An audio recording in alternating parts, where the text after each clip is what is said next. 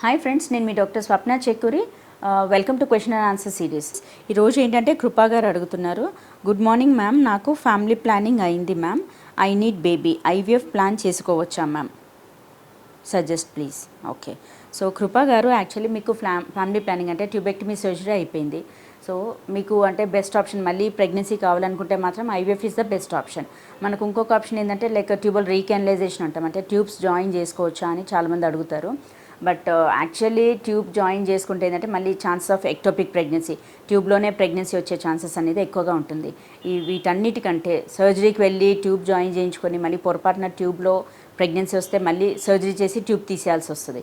వీటన్నిటికంటే కూడా మనకు IVF is the best option అండి. సో మీరు అంటే డాక్టర్ని కన్సల్ట్ అయితే బేసిక్ ఇన్వెస్టిగేషన్స్ ఇద్దరు సైడ్ నుంచి కూడా చెక్ చేసి then probably you can plan for IVF.